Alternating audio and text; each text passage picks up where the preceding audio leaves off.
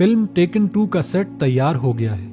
Film کا hero Liam نیسن آج ہی shooting کے لیے استنبول پہنچا ہے. دن بھر کی میٹنگ کے بعد طے ہوا کہ کل صبح 6 بجے شوٹنگ شروع ہو جائے گی، اس لیے تمام کریو جلد سو جائے. صبح 5 بجے یکایک ایک آواز آنا شروع ہو جاتی ہے. لیام کو سمجھ نہیں آ رہا کہ یہ آواز کیسی ہے. 2 منٹ تک یہ آواز آتی رہی اور پھر بند ہو گئی. چنانچہ لیام پھر سو گیا. اگلے دن کی شوٹنگ نے لیام کو تھکا دیا تھا اور کمرے میں آتے ہی وہ سو گیا. ٹھیک 5 بجے صبح پھر وہی آواز آنا شروع ہو گئی اور 2 منٹ بعد بند ہو گئی. لیام بڑبڑا کر پھر سو گیا. وہ 2 ہفتے انہی کیفیات سے گزرتا رہا. لیکن اب لیام کو اس آواز نے، جس میں عجیب سی روح کو سکون دلانے والی کشش تھی، تلاش و جستجو میں لگا دیا کہ پتہ کیا جائے یہ آواز کیسی ہے جو ٹھیک 5 بجے بلند ہوتی ہے. And then when I was doing Taken 2 in Istanbul, the call to prayer, the Muslim call to prayer starts at like 5 o'clock in the morning. So, it's an extraordinary sound. Wow. So the first week it was like, the second week it was like, oh, it's kind of quite nice. But the third week I was totally captivated by it. Loved it. So then I thought maybe Islam's the answer.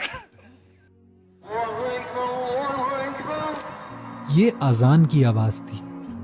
اس اذان نے Liam کے ذہن و دل پر اتنا اثر ڈالا کہ وہ یہ کہنے پر مجبور ہو گیا کہ میں مسلمان ہونے کا سوچ رہا ہوں. اسلام از دی آنسر. اسلام ہی حل ہے. اب لیام کا اپنا فیصلہ ہوگا کہ جس دین کی صدا نے اس کے دل و دماغ کو جھنجھوڑا ہے، اس دین حق کو وہ کب قبول کرتا ہے. لیام ہی کی طرح انٹرٹینمنٹ انڈسٹری کی لیجنڈری میوزیشین شینیڈ اوکونر کا نفس بھی سکون کی تلاش میں تھا. اس مشہور گلوکارہ نے ایک انٹرویو کے دوران اعتراف کرتے ہوئے بتایا کہ ان کی زندگی بچپن ہی سے بدسلوکی اور تشدد کا شکار رہی. ڈاکٹر فل کے پروگرام میں انہوں نے بتایا کہ وہ 4 سال ذہنی دباؤ اور امراض کا شکار ہو کر ریہیبلیٹیشن سینٹرز میں داخل رہیں.